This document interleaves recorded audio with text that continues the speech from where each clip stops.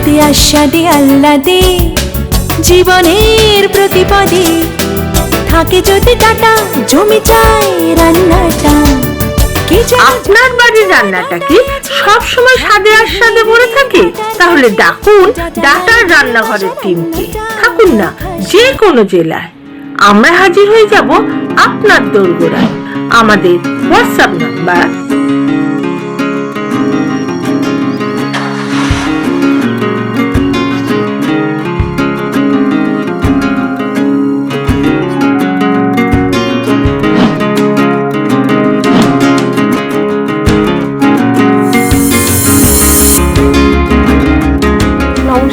আমি মঞ্জুরা মল্লিক, আমি হাওড়া বাঁকড়া থেকে আসছি। আমি আজকে ডাটা রান্নাঘরে এসেছি একটা নতুন রেসিপি দেখাতে, সেটা হলো পটল ভর্তা। আমরা রোজ রোজ একঘেয়েমি পটল খেতে খেতে বিরক্ত লেগে গেছে, তাই পটলটাকে একটু নতুনত্ব করে পটলের ভর্তা বানাবো আজকে। এবার এটা বানাতে আমার লাগছে পটলটা আমি হালকা খোসা ছাড়িয়ে রেখেছি, নুন আছে, একটু হলুদ, একটু গোটা জিরে, কাঁচা লঙ্কা লাল আর গ্রিন আছে, আর একটু শুকনো লঙ্কা, আদা রসুন পেস্ট, একটু পেঁয়াজ, আর গার্নিশিং এর জন্য একটু ডিম, আর একটা টমেটোর পিলকে একটু রোস্ট করে বানিয়ে রেখেছি। এবার আমি রান্নাটা শুরু করছি। প্রথমে একটু জল দেব কড়াইতে, ওর মধ্যে একটু আন্দাজ করে একটু নুন দিয়ে দেব, যাতে পটলটার ভিতরে নুনটা ঢোকে।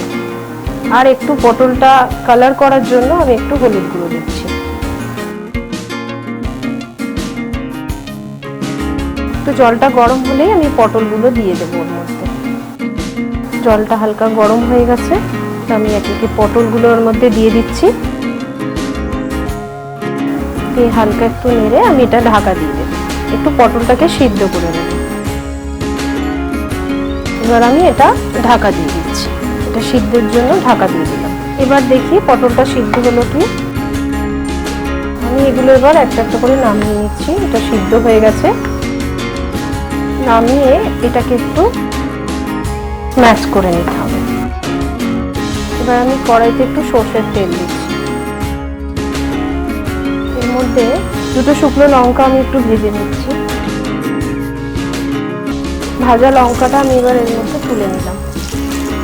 ওই তেলে একটু জিরে ফোড়ন দিচ্ছি, একটু কাঁচা লঙ্কা, একটু আদা রসুন বাটা,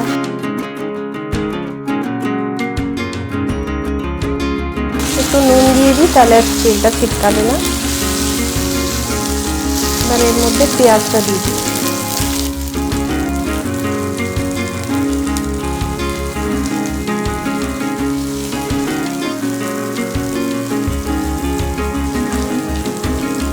পেঁয়াজটা একটু হালকা ভাজা ভাজা হবে, এটা একটু ভাজছি, ততক্ষণ আমি এটা একটু ম্যাশ করে নিচ্ছি।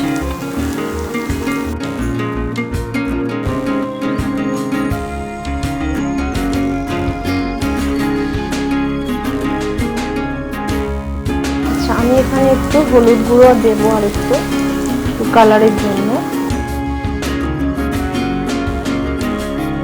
একটু নুন দিচ্ছি।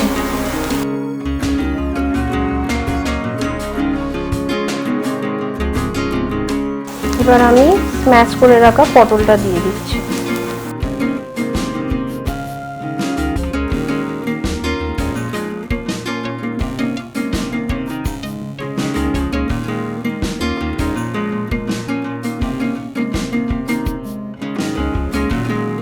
পটলের যে জলটা আছে ওটা যাতে শুকিয়ে যায়, একটু নাড়াচাড়া করে নিতে হবে।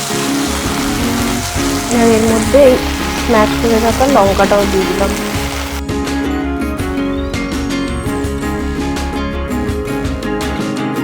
তৈরি হয়ে গেল আমার পটল ভর্তা। এবার আমি নামিয়ে গার্নিশিং করব।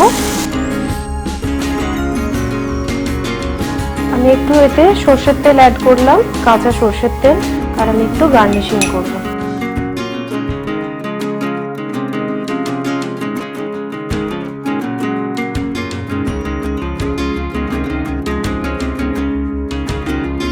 তৈরি হয়ে গেল আমার আজকের পটলের ভর্তা। এটা স্টিম রাইসের সঙ্গে সবথেকে বেশি ভালো যাবে।